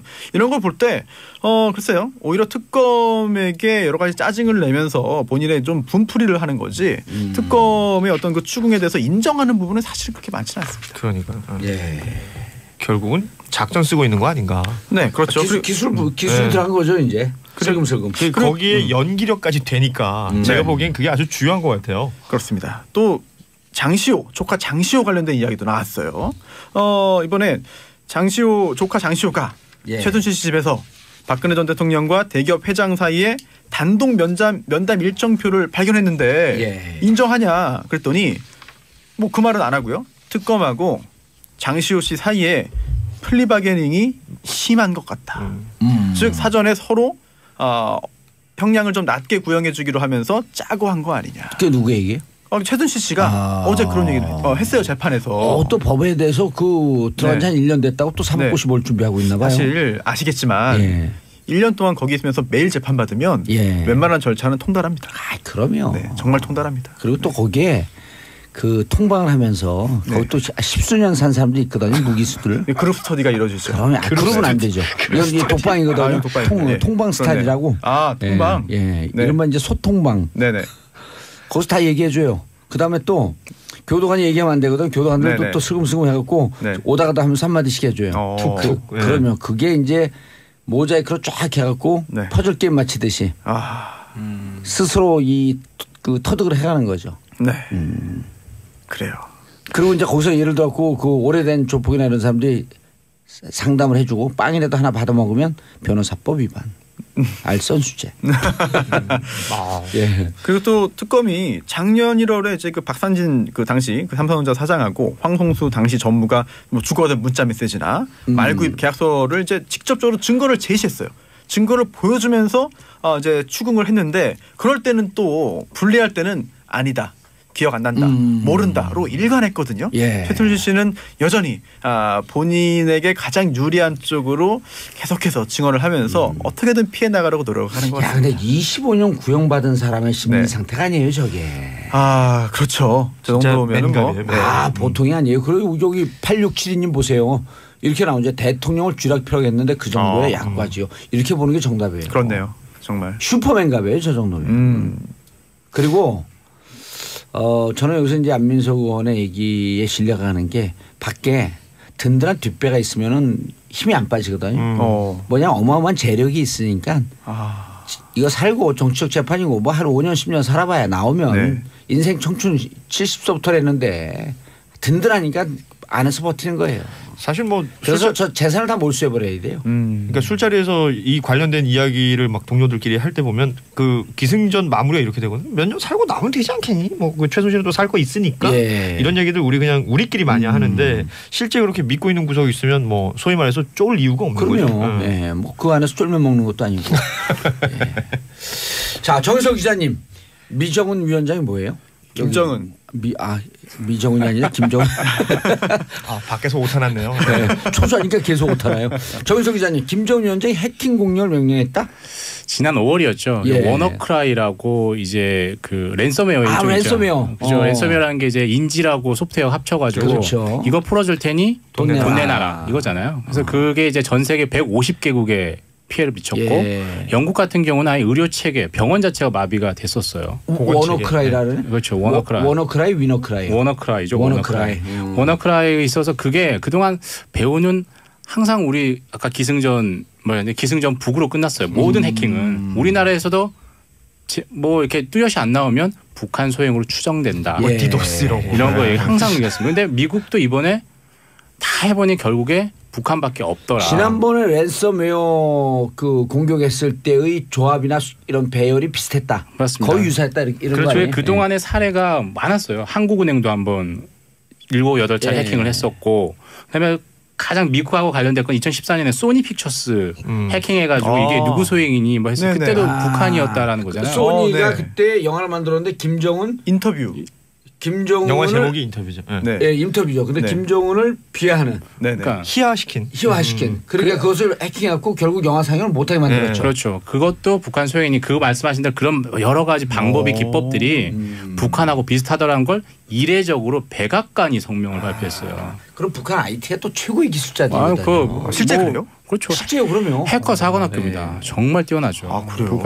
IT 기술 자체가 그러니까 지금 그 미사일 쏘고 그러는 게 IT 기술과 이게 밀접하게 연관이 돼 있는 거죠. 그렇죠. 소프트웨어가 초정밀 기술 아니에요. 소프트웨어가 핵심이죠. 사실 뭐 인도뿐만 아니라 북한도 정말 강국이고, 근데 그게 그동안 보면 이걸로 끝이 아니라는 거죠. 이렇게 미국이 북한의 위협을 3대 위협을 꼽은 게 핵, 미사일은 다 알 거예요. 사이버. 이걸 딱 지목을 하면서 그 다음 날 워너크라이는 북한의 소행이다라고 밝혔고 미국뿐만 아니라 영국, 캐나다, 호주, 일본이 다 동의를 했습니다. 그 결론. 영국이 동의했죠. 일본도 이거 다 동의를 했어요. 그래서 뭐 전 세계적으로 정말 북한이 미사일 강국인 동시에 소프트웨어 강국이 됐고. 그건 원래부터 알려져 있는 거예요. 그러니까 전 세계적으로 인정이 된 거죠. 그렇죠. 근데 중요한 건 이제 최근에 우리 가상화폐 많이 하잖아요. 얼마 전에 우리나라에서도 그저께 가상화폐 거래소 해킹을 받았는데 이것 역시도 북한의 소행으로 추정을 하고 실제로 지난 뭐 올해 들어서 있었잖아요. 그건 북한으로 거의 추정을 하고 있어요. 8,500만 불 해킹한 거예요? 맞습니다. 그래서 이게 이제 국제적으로 뭐 북한이 왜 이러냐. 각종 무역 제재, 금융 제재 다 받고 북한의 노동력도 지금 송출이 안 되고 있잖아요. 바깥으로 수출도 못하고. 그럼 외화벌이 수단 중에 하나이면서 동시에 그 나라의 어떤 위협적인 북한의 어떤 존재감을 과시하는 좋은 수단이 되는 거죠, 해킹이. 자, 신태균님, 근데 북한 기술력이 왜 그렇게 뛰어나나요? 북한은 왜 그리 기술이 좋죠? 저도 궁금합니다. 북한은 이러잖아요. 군경 병합 발전이라고 그러는가요? 군에서 발전시킨 기술을 경제로 적용을 하잖아요. 근데 군은 지금 주요하게 집중을 하고 있는 게 미사일 아니에요. 네네. 미사일은 초정밀 기술이거든요. 최첨단 기술. 그냥 그걸 하려면 IT 기술이 있어야 되는 거예요. 그런 것 같아요. 저는 죽기 살기로 덤비면 아무리 근데 IT가 강하다라고 하는 건 이미 오래전서부터 정표에 나 있었죠. 그렇죠. 그럼에도 불구하고 이제 미국이나 우리나라 같은 경우는 뭐 다 모든 분야를 발전시키려고 하잖아요. 근데 북한은 미사일과 해킹, IT 이쪽에 모든 걸 다 투자를 하는 거예요. 그런데 또 간혹 가다가 언론 보도에 나오는 북한에서 자체 개발한 어떤 OS 시스템 소프트웨어라든지 뭐 휴대전화 구동시키는 그런 OS 있잖아요. 독자적인 기술이 있잖아요. 근데 그게 수준이 그렇게 높아 보이지도 않아요. 디자인의 문제인가요? 폰트 서체의 문제인가? 그게 대중화되어서 북한 주민들이 쓸 수 있을 정도의 OS, 그러니까 노출된 그런 것과 이게 뭐 미사일 기술이나 IT 해킹을 하는 데 쓰는 기술 다른 차원인가요? 비공개되어 있는 그 기술력의 차이는 모르긴 몰라도 하늘과 땅일걸요. 그렇죠. 근데 지금 여기 진짜 이 사이버 공격 있잖아요. 철도나 항공사 이런 게 이제 메인선에 해킹이 돼갖고 그 메인선 갖고 장난치는 영화들이 많이 나오잖아요. 이런 것도 위험하고 또 하나는 북한이 이제 아까 3대 위협으로 핵, 미사일, 사이버 공격 또 하나는 북한이 또 생화학에 집중하기 시작했잖아요. 그렇죠. 화학 무기가 어마어마하죠. 화학 무기에 대해서. 탄저균을 미사일에 이제 장착시키는 실험도 했다. 그런 보도도 있네요. 그렇죠. 그렇기 때문에 이게 그 사이버 공격 심각해요. 근데 이번에 워너크라이 랜섬웨어는 배열이 똑같다 그러더라고요. 지난번 랜섬웨어 공격했을 때 랜섬이라고 하는 뜻 자체가 인질을 잡고 인질 풀어주는 대가로 협상금을 인질 보상금 아니에요? 인질 보상금 좀 이상하다. 그걸 가상화폐로 또 받고 가상화폐로 또 가상화폐 또 해킹하고 남는 장사죠. 와. 범죄로 치면 최고의 범죄네요. 흉악하네요. 그렇죠. 그렇게 해서 달러를 확보하려고 하는 노력. 그러니까 북한에 대한 경제적 제재가 강하면 강할수록 점점 더 그쪽으로 신경을 돌리는 거죠. 자기들. 지금 슈퍼노트 만들어가지고 달러 위조 지폐 찍어내는 것보다는 이런 쪽으로 또 옛날 방법이죠. 슈퍼노트는. 그렇죠. 아날로그적 방식이죠. 저는 북한이 만약에 어떤 테러를 한다면 미사일부터 쏘지 않고 저는 우리나라 같은 경우 저는 딱 3개만 마비시키면 끝날 것 같아요. 전기 끊고, 그다음에 통신 끊고, 금융 끊으면 그게 전부 해킹으로 가능하거든요. 그렇죠. 그러면 전 우리나라 국민들 다 정말 멘붕 아닐까요? 진짜 우리 국민들이 멘붕이 오는 건요. 핸드폰 못 쓰게 화장실 가서 핸드폰 못 쓰게 하면 다 미쳐버려요. 핸드폰까지 안 가도 카톡 마비만 돼도 다들 정말 힘들어할 겁니다. 여기 계신 분도 화장실 가고 핸드폰 못 쓰게 해봐요. 사실 근데 그걸 많이 훈련하고 있어요. 사실 북한에서. 그래요. 화장실 갈 때 안 들고 가야겠다. 훈련도 해야죠. 그럼 한참 앉아있다가 다시 나와서 들고 들어갈 거예요. 근데 진짜 이거 많은 분들이 공감할걸요. 그럼요. 우리나라 사람들은 정신적 압박을 주는 게 두 개 중에 하나라잖아요. 화장실 가서 핸드폰 못 쓰게 하는 거. 엘리베이터 타갖고 이거 닫히는 거 못 누르게 하는 거. 막 몸이 근질근질해 벌써. 실제로 애들이 가장 무서워하는 게 용돈 깎고 때리고 하는 게 아니에요. 제일 무서워하는 게 폰압이에요. 폰압. 스마트폰 뺏어가는 폰압을 제일 무서워합니다. 근데 폰압이 제일 언제 무섭냐? 화장실 할 때 이거 누구 들어갔잖아요. 그러면 살려주세요. 전 엘리베이터 휴지 없는 거가 더 힘드네요. 엘리베이터 못 누르게 하는 거 빨리 닫히는 거. 이거 문 닫히기라고 누르는 사람들은요. 대한민국에 우리나라밖에 없어요. 어디 갔더니 닫힌 버튼이 원래 있는 자리 나는 아무 생각 없이 누르고 닫힌 버튼을 눌렀는데 그 자리에 호출벨이 있었던 거예요. 무슨 일이세요? 그런데 내가 너무 민망한 거야. 문 나가주세요.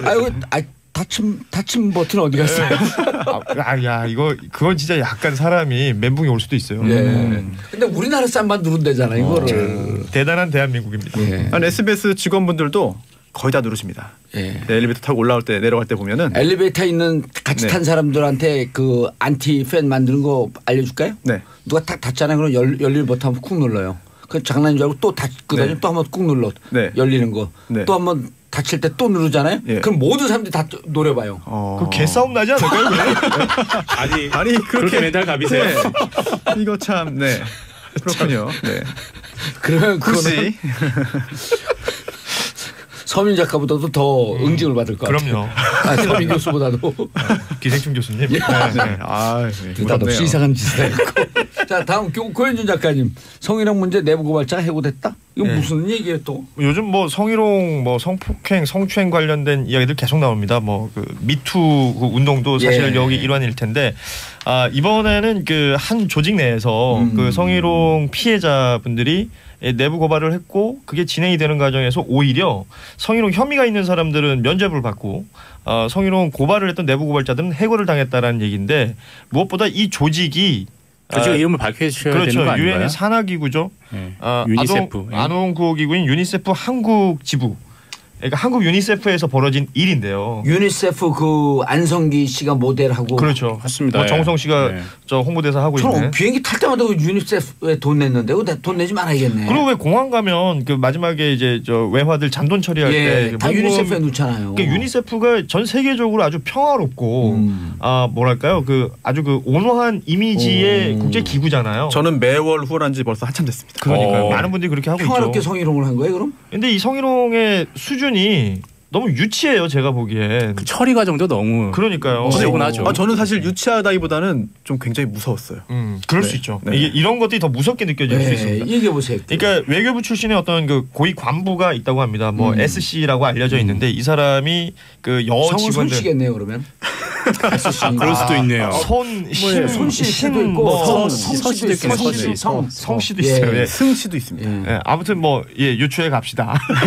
그런 사람이 이 여직원들한테 뭐 메시지나 말을 할 때 이게 참 문장들이 이게 표현된 게 너무 웃깁니다. 그리고 너무 좀 짜증도 나고요.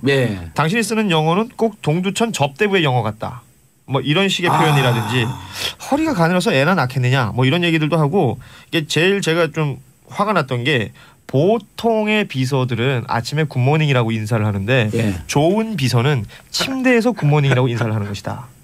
야, 이거 심각한데. 아니, 이거 진짜 굉장히 심각한 얘기예요. 심각한 얘기예요. 이런 얘기를 했던 이 간부가 결국은 조사위원회가 꾸려져요. 이 내부에서 이제 고발이 되고 하니까 조사위원회가 꾸려지는데 이 사람은 결국은 아무런 제재로 없어요. 그러니까 면죄부를 받고 끝났고 오히려 내부 고발을 했던 이 피해자분들이 해고되는 수순이 됐는데요. 왜 그러냐 따져봤더니 이 조사위원회를 이 해당 간부가 꾸려가고 그들끼리 그 안에서 만들어낸 거예요. 그러니까 조사도 제대로 이루어지지 않았을 뿐더러 왜냐하면 이 가해자가 했던 그 뭐랄까 진술 이런 것들만 다 인정이 되는 겁니다. 내가 했던 말들은 그런 의도가 아니었다. 이런 것들이 다 인정이 되어가지고 성희롱 하는 것 자체가 들은 사람이 불쾌감을 느끼면 바로 성희롱 아니에요, 그게. 그렇죠. 그래서 결국 이런 부당한 어떤 결과가 나오니까 재심 청구서를 또 냈을 거 아니에요. 이건 그냥 묵살이 돼버렸어요. 묵살이 되면서 결국은 피해자분들은 뭐 직장 잃고 그리고 뭐 어떤 사실 마음의 상처랄까요? 이런 것들이 훨씬 더 클 텐데. 이거 트라우마 심해지죠. 정신적 충격이. 근데 이게 결국은 여기가 유니세프라는 게 저는 너무 화가 나는 일이에요. 뭐 조직을 따질 것이 아니라 이 성희롱이라는 건 당연히 없어야겠지만 그들이 겉으로 하고 있는 일이 뭡니까? 그런 피해자들 그리고 또 아동 성학대 당하는 친구들에 대해서 유니세프에서 지금 보호하는 활동들을 하고 있거든요. 아동 보호 이런 등등 보게 되면 가장 도덕성이 높게 요구되는 단체죠. 그러니까요. 그 안에서 오고 갔다는 이런 메시지들이 이런 말들을 하는 사람들이 겉으로 나와서는 아동 구호나 이런 거 하는 것처럼 보일 거 아니에요. 이번에 그 무리를 일으킨 사람이 그 전직 외교관인가요? 외교부 출신이죠. 외교부 출신. 외교부 간부 출신이잖아요. 네. 물론 지금은 공무원은 아니지만 또 외교부 관련해서 생각해 보니까 혹시 또 생각나는 게 있습니다. 실내에서 또 성추행 몰카 사건도 있었고요. 찍혀서 또 정말 그 망신당했고요. 또 몰카 찍히고 그걸 또 무마하려고 또 뒷돈 주고 막 이런 것까지 다 알려져가지고. 그렇습니다. 또 이제 문맥의 뉘앙스가 다르다라는 항변도 있었습니다만 9월에 또 외교부 간부 한 명이 여자는 열등하다는 취지의 발언에서 또 문제가 됐고요. 혹시라도 뭐 너무 이게 크게 확대시키는 건지 모르겠습니다만 외교부 내에 어떤 이런 그 성 관련된 그런 그 관념이 너무 구시대적이거나 아니란 생각을 합니다. 요즘 세태에 맞지 않거나 요즘 기준에 이런 것도 있지 않나 좀 걱정됩니다. 남성 위주의 권위주의, 마초이즘 이런 게 뿌리 깊게 박혀 있을 수가 있겠죠. 그러면 안 됩니다. 좀 진짜 아니, 안 이렇게 됩니다. 보통 외교부 같은 경우는 해외 대사로 가잖아요. 예. 그래서 본인의 왕국이에요, 사실. 그렇죠. 약간 맞아요. 폐쇄적이고 약간은 독립돼 있으니까 에티오피아 대사도 이런 사건으로 성비 사건이 있었고요. 코이카 그 외교부 산하 그러니까 외교부 관련돼서 이런 일들이 많은 이유는 그러한 내부 조직 문화가 좀 잘못되어 있다라고 하는 그런 추정을 해볼 수가 있겠네요. 그렇습니다. 예, 자, 아빠들의 수다. 정인석 기자님, 손소 변호사님, 고윤준 작가님 인사하시고요. 네, 고맙습니다. 네, 저는 광고 듣고 4부 저녁 전 작가의 시선으로 돌아오겠습니다. 채널 고정하소서. 정봉재 정치쇼 4부 순서 들어가겠습니다. 자, 작가의 남다른 관점으로 우리 사회를 들여다보는 시간, 전 작가의 시선, 전효옥 작가님 자리하셨습니다. 안녕하세요. 반가워요. 눈길에 조심하셨어요? 그럼요. 무사히 오신 거 보니까 조심하신 것 같아요. 뒤꿈치부터 딛고서 따박따박 걷고 있어요. 운동 신고 오셨어요? 네. 조심해야 돼 진짜. 네. 그래도 생각보다는 오늘 그렇게 미끄럽지는 않네요. 날이 풀려갖고. 그러게요. 다행히. 어저께 살얼음 올 것 같더라고요. 그래서 걱정했는데 괜찮아서 다행이에요. 전 새벽에 평상시보다 한 10분 15분 더 빨리 나왔거든요. 왜냐면 이제 어제 눈이 왔고 길이 막혔을 줄 알고. 회사에서 사람들이 차를 안 갖고 왔나 봐요. 네. 차가 평상시에 반으로 줄었어요. 생선 달리셨네. 길이 안 먹히더라고. 원래 새벽에 뭐 안 막히는데 뭘 또 그렇게 엄살을. 며칠 전에 막혀갖고. 자, 오늘 시선 어디에 꽂히셨어요? 우리가 그 과거의 경험에 거기서 이제 벗어날 필요도 있다고 생각해요. 며칠 전에는 차가 막혔지만 오늘은 그렇지 않았잖아요. 저는 그 안철수 대표의 어떤 승부수, 이 전 당원 투표에 이제 자신의 정치적 생명은 물론 그 바른정당하고의 통합을 걸겠다 하는 것이 전반적으로 굉장히 냉소적으로 보고 있는 것 같아요. 그럴 만하기도 하죠. 그동안은 이제 안철수 대표가 보여줬던 아마추어적이고 또 오락가락하는 행보라든가 그러면서도 또 정말 답답하다 하고 그 지지했음에도 불구하고 가슴을 치게 되는 이런 건 있었습니다마는 제가 보기에는 첫째 정치라는 거는 이 목숨을 걸어야 되는 거죠. 정치인이 걸 게 뭐가 있겠어요. 생물학적인 목숨보다 정치적인 목숨이 더 막중한 거거든요.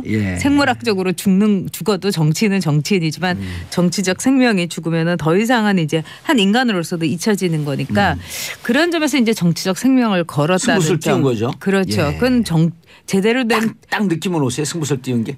당연하죠. 이것보다 더한 승부수가 어디 있겠어요. 그리고 두 번째는 냉소적으로 보고 냉소적으로 말할 수 있는 자격이 과연 대한민국 국민 중에 또는 정치인 중에 진짜 있을까 이런 생각도 들어요.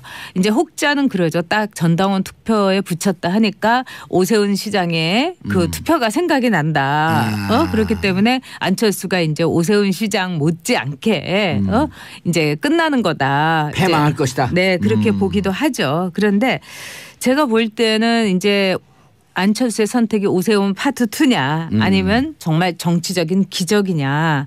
저는 안철수가 폭망을 한다 하더라도 이런 하나의 승부수를 띄우고서라도 이 정치판을 떠난다면 그 자체가 의미가 있다 이렇게 생각을 해요. 즉 성과가 없을 거라고 예측하세요? 저는 반반이에요. 그리고 이제 전당원 투표에서 얼마나 이제 동원력을 갖고 있느냐, 또 대표가 모바일로 한다 그러더라고요. 그렇죠. 그런 점에서는 상당히 이제 승부수도 있긴 하지만은 문제는 뭐냐면은 안철수가 갖고 있는 그 어떤 정치적인 팬덤이 그렇게 공고하지가 않아요. 그러니까요. 예를 들면은 박근혜 팬덤이라든지 그 문재인 팬덤이라든가 그래서 정치인이 이런 승부수를 띄울 때 가장 이제 뒷 배경을 받쳐주는 거는 정치인의 즉 강력한 지지력. 네가 어떤 짓을 하더라도 여기까지 나갈 수 있는 정치인의 어떤 강력한 팬덤인데 그 점에서는 부족하죠. 그리고 두 번째는 국민의 정당이 갖고 있는 아주 묘한 그 얼치기 지역 그 기반에다가 또 그러면서도 그들이 갖고 있는 가치가 굉장히 혼재되어 있다는 것. 그런 점에서는 저는 문제는 있다고 보지만은 그러나 우리 국민들이 갖고 있는 시선도 있어요. 좀 이제 고만했으면 좋은 사람들이 있잖아요. 그 사람들을 꽤 많죠. 네. 그래서 이번에는 뭐 안철수가 이제 기자회견에서 구태와의 이별을 얘기를 했지만은 국민들 특히 이제 호남 지역에 있는 분들이라고 해서 다 호남 출신 정치인들을 다 지지하는 게 아니에요. 예. 그분들도 반반이었어요. 처음에는 그 어떤 친노계로부터 이제 홀대를 받았던 그 구원이 있어서 지지한 분도 있지만 진정한 이 나라의 새로운 정치를 원해서 안철수를 지지한 사람이 있었어요. 그런 분들이 많아요. 그렇죠. 그러니까 그분들이 얘기하는 건 2016년에 네. 총선 때 국민의당 바람, 안철수 바람이 분 건 분명하잖아요. 그렇죠. 그래서 그때 이제 국민의당을 지지했던 분들이 저한테 이제 그런 얘기를 했었어요. 이 호남에 계신 분들이 무능하지 않다, 무책임하지 않다. 그러나 어설프다. 하지만 어설픈 거는 자신이 아주 고된 훈련을 통해 가면서 정말 도제 밑에서 이 호남이라는 도제 밑에서 그 정치 집단의 도제 밑에서 고생하면 되지 않겠느냐 이런 이제 생각을 하신 분도 있죠. 그래서 제가 보기에는 이 안철수의 승부수에 대해서 우리가 마음도 열고 눈도 열고 볼 필요는 있다 이렇게 생각을 합니다. 예, 알겠습니다. 그러면서 정치인 안철수 전격 분석. 네. 일단 매우 독특한 캐릭터의 그 정치인이죠. 예. 첫째는 그 모든 캐릭터가 이 반정치적이에요. 안철수는. 그러니까 골방의 정치인이고 그다음에 사람을 좋아하지 않고 예. 그리고 사람이 떠난다는 말을 많이 들었고 실제로 그랬어요. 그랬죠. 그래서 또 두 번째는 뭐냐면은 정치인에게 제일 중요한 거는 인파워먼트예요. 그러니까 각자의 자신을 도와주는 지지 세력 혹은 정치인들에게 당신은 뭘 해달라고 확실하게 임무를 줘야 돼요. 아, 그게 임무임과 동시에 신뢰. 그렇죠. 그리고 자기 자신도 여기서는 손을 띄어야 되는 거죠. 근데 이제 안철수 그 후보가 지난 대선에서 마지막에 했던 거는 나 홀로 뚜벅이 그러니까요. 유세였어요. 이거는 뭐냐면은 다른 사람들이 뭐 할 거를 지정해 주지 않은 채 나 혼자서 김사과처럼 뚜벅이처럼 돌아다닌다고 하면 이거는 사실은 선거 운동으로서는 상당히 비조직적이고 원시적이고 무모한 거예요. 근데 그런 점에서 이제 최장 교수가 이제 안철수의 그 정책 네트워크 내일의 이사장을 그만두면서 이런 얘기를 했죠. 나의 역할이 없었다. 나의 주장과 나의 아이디어가 전혀 받아들여지지 않았다. 그분의 역량을 극도로 썼으면 어마어마한 역량을 보였을 뿐인데. 네, 좋은 사람들이 모였지만 그 사람들에 대해서 할 일도 또 자신이 갖고 있는 후보로서의 말하자면 내 대신 보낸다 할 수 있는 사람이 안철수 주변에 하나도 없잖아요. 예를 들면 문재인 대통령이 이번에 아랍에미리트에 임종석 실장을 보냈는데 사람들은 그걸 어쨌든 문재인 대통령 대신에 왔다고 했지만은 안철수는 그럴 사람이 없었던 거예요. 그래서 정말 그 정치계에서 매우 독특하고 이제까지 전례 없던 캐릭터의 정치적 신데렐라였다. 이 신데렐라는 또 어떤 점에서 그러냐면은 이제까지 이 정치 쪽에서 이렇게 볼 때는 계단을 밟은 정치인들이 대선 후보가 됐어요. 근데 안철수 대표의 경우에는 기본적으로 볼 때 방송에서 무릎팍도사라는 방송에서 떠가지고 그렇죠. 그러니까 예능이 키운 이 정치 스타라는 점을 안철수 대표가 지금까지 극복을 못했던 게 아닌가. 그렇기 때문에 이번 승부수에 대해서 사람들이 글쎄 옷이다 될까요? 뭐 이렇게 보는 게 아닌가 싶어요. 그런데 정치에 들어오기 전에 자기 분야에서 네.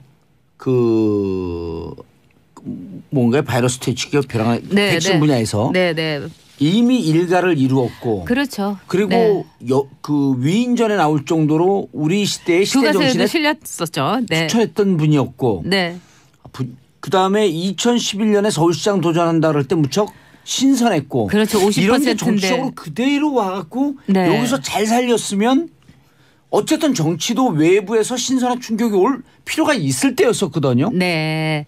저는 안철수 대표에 대해서 제 나름대로 참 그 안쓰러운 건 뭐냐면 이분이 정치를 하지 않았었으면은 더 잘 먹고 잘 살고 편안했을 거예요. 또 이제 여전히 스타의 위치에 있었을 거고.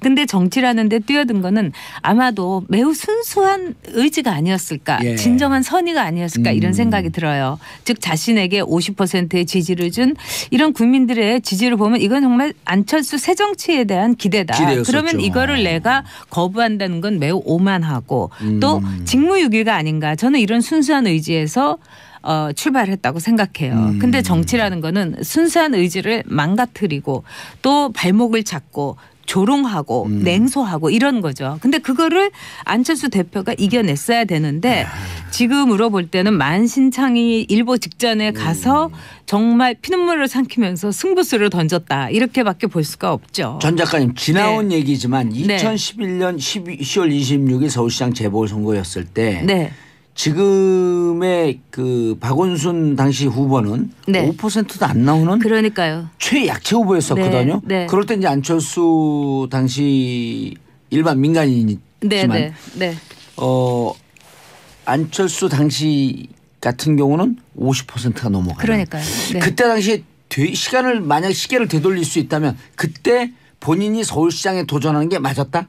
저는 맞았다고 생각해요. 그렇지만 이제 또 한편으로는 안철수라는 한 개인이 볼 때 우리 정치에서 늘 지지율 싸움으로 할 때 그거를 부수고 싶었던 것도 자기의 새 정치라고 생각했을 거예요. 즉 5%의 지지에 대해서 50%가 양보하고 물러선다는 것도 어떻게 보면은 안철수가 갖고 있던 어떤 새로운 정치의 모습이었기 때문에 오히려 유권자들은 그때 열광했죠. 그래서 삽시간에 순식간에 눈을 떠보니까 대선 후보가 돼버린 거예요. 근데 그 대선에서도 이제 당시에 문재인 후보에게 이제 양보를 했었는데 이런 양보의 정치에 대해서 열광했던 유권자들을 잡아두려면 어떤 게 있어야 되냐. 정치라는 건 뭐냐면 그러니까요, 진짜. 그렇죠. 즉 자신의 장점을 살렸어야 돼요. 안철수가.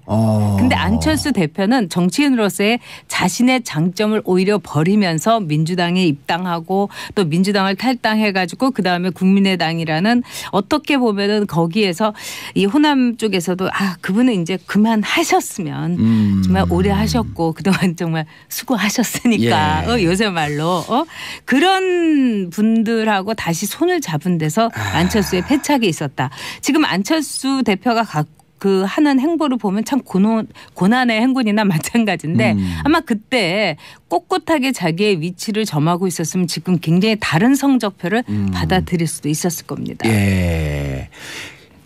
전혁 작가님께서 보시기에 이제까지 여러 이제 잘못된 선택이 있었다라고들 많이들 얘기하는데 정치를 깊게 이해하고 깊게 바라보는 시선에서 정치인 안철수로서 가장 잘못된 선택이 뭐였었던 것 같아요? 제가 보기에는 어디서부터 이게 민주당에 들어간 거였다고 생각해요.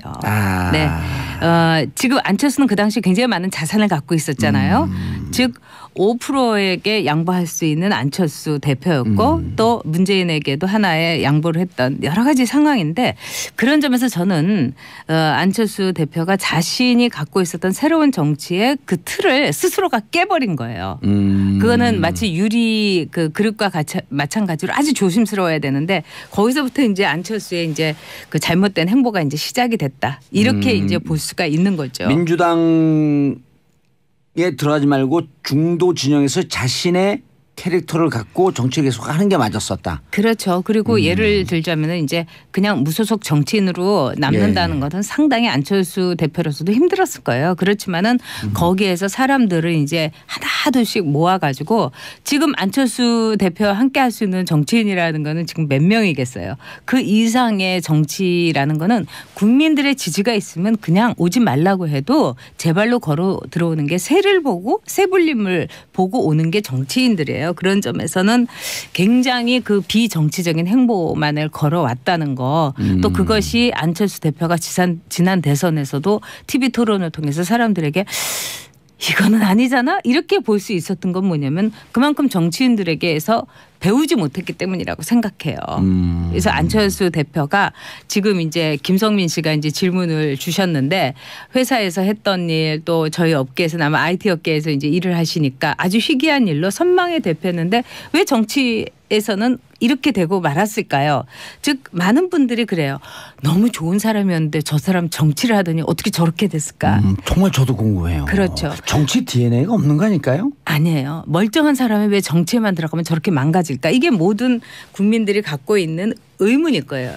그거는 뭐냐면 정당 정치에 함몰했기 때문이에요. 이 정당이라는 곳에서 구 정치에 자신을 담으면서 자신의 컬러와 자신의 장점을 잃어버리는 것. 이런 점에서 저는 안철수 대표가 정당 정치에서 새로운 길을 진즉 갔으면은 지금과 같은 고통은 없었을 거다 이렇게 보죠. 사람들이 떠나는 건 어떻게 보세요, 그거는? 그는 이제 안철수 그건 정말 이해가 안 돼요. 정치인으로서 약점 아니에요? 저도 뭐 그런 얘기 한 적 있어요 방송에서. 근데 그 얘기는 많이 했으니까 다른 측면에서 얘기하면 정치인들도 나빠요. 이 국민의당이라든가 몇몇 안철수 대표와 달쌈스벳이에요? 네? 달쌈스벳 달면 삼켜 쓰면 맨날 달쌈스벳. 그런 것도 그런 게 크죠. 근데 제가 보기에는 정치인들은 좀 약간 이런 말씀을 제가 너무 심하게 할지 모르지만 약간 거지 근성이 있는 것 같아요. 정치인들이요? 네. 충격. 제가 뭐 자유한국당의 전전당에서도 느꼈는데 돈이 많은 사람, 재산이 많다고 하면은 그 사람에게서 너무 돈에 대해서 기대를 많이 해요. 예를 들어서 그분이 밥을 어떤 걸 사주잖아요. 뭐 설렁탕을 사주면 째째하게 저렇게 돈 많은 사람이 설렁탕을 사준다고 호텔에서 내야지 이렇게 말을 하는 정치인들이 있었고 또 이제 전에 이제 뭐 굉장히 권위주의적인 직업을 가졌던 분들은 또 어떤 얘기를 하냐면은 아니 그렇게 술을 퍼마시고 나서 대리도 안 불러주고 그다음에 갈 때 봉투도 안 주고 이럴 수 있냐? 아니요, 전 정말 많이 봤어요. 그래서 안철수 많이 하죠. 그리고 안철수 대표에 대해서도 그 당에서도 그런 얘기를 많이 했었어요. 아니 그렇게 돈도 많은데 좀 풀지. 그런 얘기 저도 들었어요. 쓰지. 그런 얘기는 저도 들었어요. 네. 그리고 뭐 누구 뭐 이렇게 이 차도 좀 사주지. 기사도 붙여주지. 물론 요즘 밥도 잘 산대요, 근데. 그런데 너무 늦었어요. 아니 늦었다기보다는 저는 밥을 사달라고 하는 정치인들이 문제라고 봐요. 아니 그러니까 굳이 아니 내 밥그릇 내가 채우고 내 밥 내가 사 먹으면서 정치를 해야지 새로운 정치가 시작되지. 정말 저기 참신하고 이런 사람들이 맨날 남한테 밥 사달라고 하고 안철수 대표가 제가 한마디 해도 돼요? 밥 사준 사람 아니잖아요. 네 입으로 들어가는 밥 네 돈으로 먹으라. 그렇죠. 저도 그렇게 생각해요. 그걸 밥을 사달라고 그러니까 요새 말로 내 팔 내가 흔들고 그거하고 똑같은 거예요. 네 팔 네가 흔들고. 이 우리나라 정치인들도 그런 점에서 안철수 대표의 어떤 이 돈에 대해서 안철수 대표를 일종의 그 돈주머니로 보는 시각 이거에서 벗어나야 돼요. 맞아요. 저는 그런 거를 좋아요. 너무 봤기 때문에 오늘 컨셉 좋아. 네 밥 네가 먹으라. 속이 다 시원하네. 후원금 달라 그러고 후원금으로 밥 먹으면 되잖아요. 아니 그리고 왜 정치인들이 맨날 호텔에서 좋은 밥을 먹어야 돼요? 맞아요. 오히려 우리 국민들이 먹는 밥하고 똑같은 수준의 밥을 먹어야 돼요. 저는 그래서 자유한국당의 전전당에 있을 때도 제발 이러지 말아라. 거지냐. 3만 원에서 5만 원 올리는 거 그런 거 하지 말아야 돼요. 네. 그러고 이랬어요. 지금 자유한국당의 전전당에서 왜 어떻게 자기의 지역구에 있는 지역 구민보다 더 좋은 밥을 먹어야 되냐.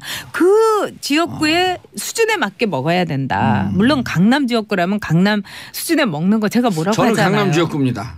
글쎄요. 강남 좌파일 뿐이죠.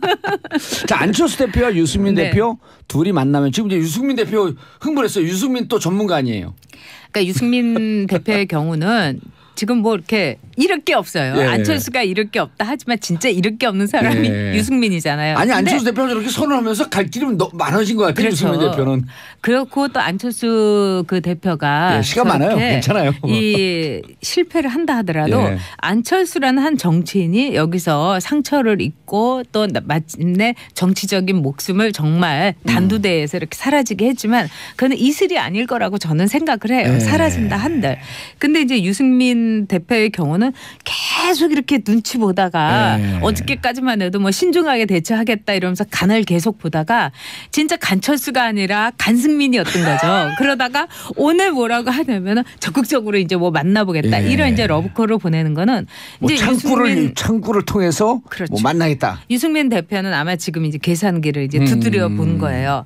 일단 이 통합이 됐으면 누가 대표가 되면 좋을까 이런 여론조사에서 유승민이 안철수를 앞섰잖아요. 앞섰잖아요. 앞섰어요? 그런 점에서 매우 한껏 고무돼 있고 두 번째는 내가 안철수쯤이야 이런 식의 굉장히 이 유승민 대표는 마초 기질이 있어요. 정치적으로도 마초 기질이 여러 차례 있고. 하셨잖아요. 그렇기 때문에 이제 정치적인 마초 본능이 되살아난 거예요. 그리고 또 다른 정치인들 좀 알로 보는 기질도 있고. 그런 거 있죠. 내가 굉장히 똑똑하니까.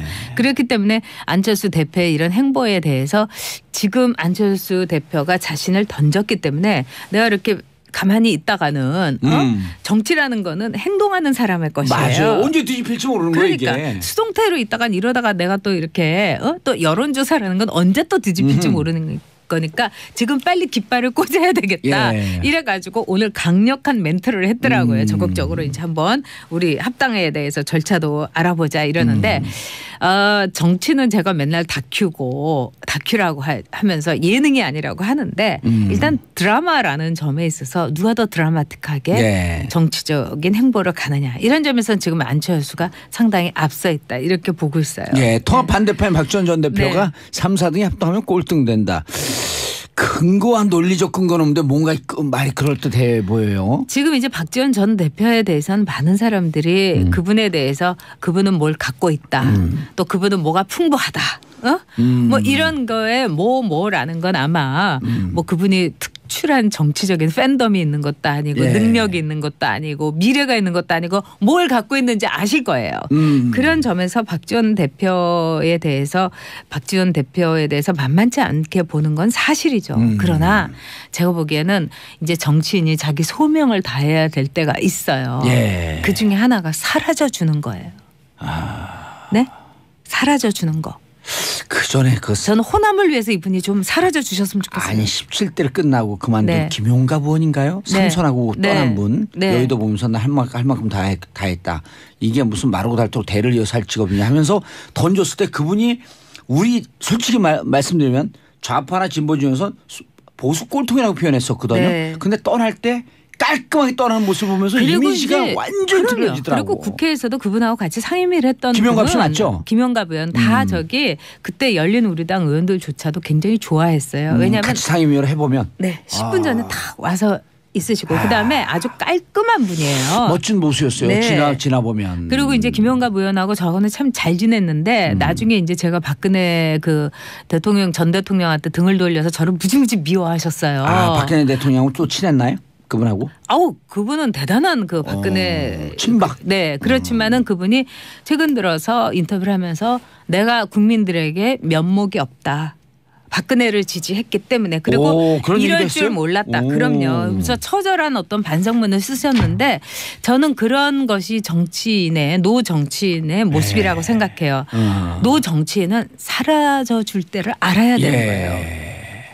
안철수 대표 마지막 이제 권력을 줄일 수 있을까요? 아마 힘들 겁니다. 그러나 유승민은요? 거기는 절대로 안 되고요.